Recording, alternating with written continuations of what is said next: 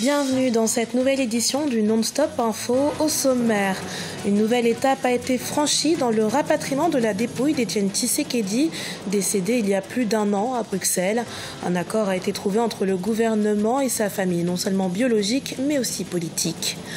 Trouver des solutions spécifiques aux problèmes structurels auxquels font face les petites et moyennes entreprises au Cameroun, c'est l'engagement de la JICAM, le groupe interpatronal camerounais, qui a lancé un centre de développement pour ces entreprises.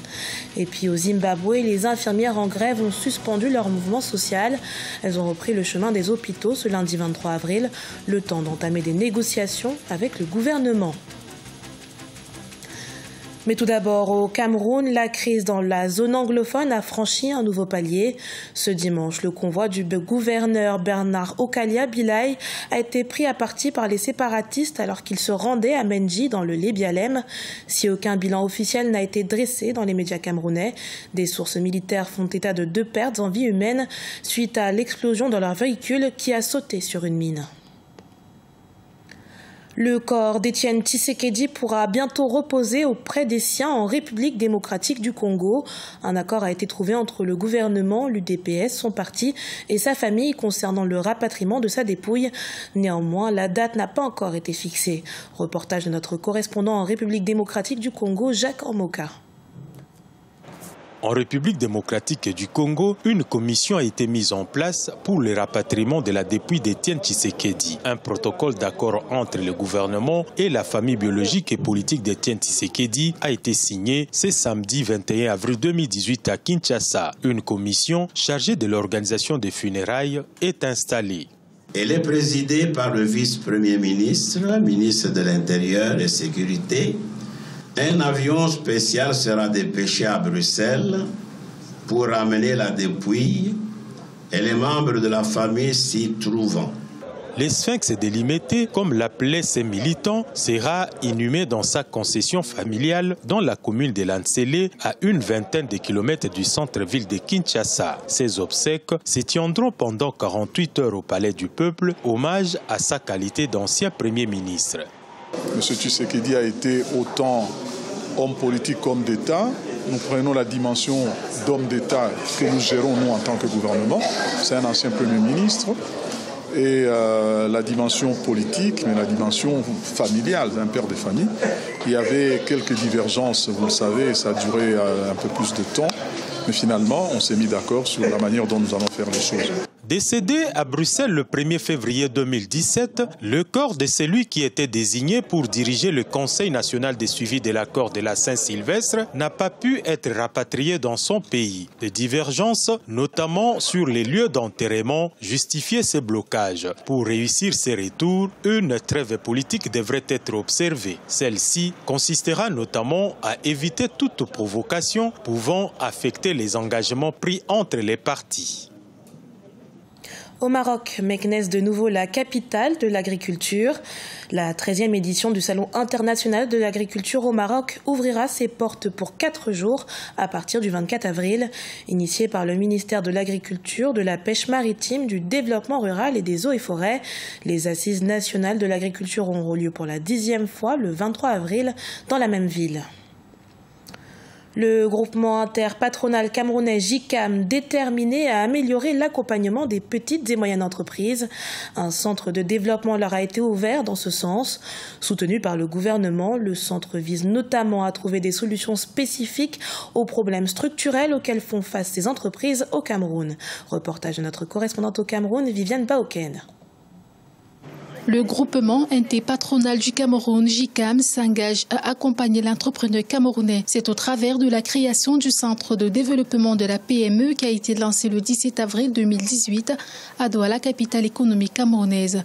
Ce centre, qui est une première au Cameroun, ambitionne de se positionner comme un outil d'accompagnement des PME, lesquelles font face à des problèmes spécifiques ainsi qu'à des obstacles parfois structurels.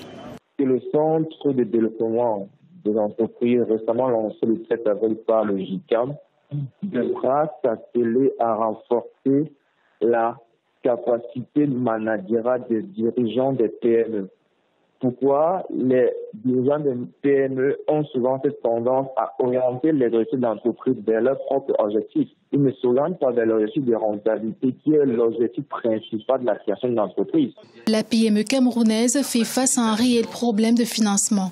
Pourtant, selon les statistiques, elle représente 90% du tissu économique du pays et contribue pour 35% au PIB. Le Centre de développement de la PME ainsi créé viendra donc répondre à toutes ces préoccupations à travers un déploiement stratégique efficace.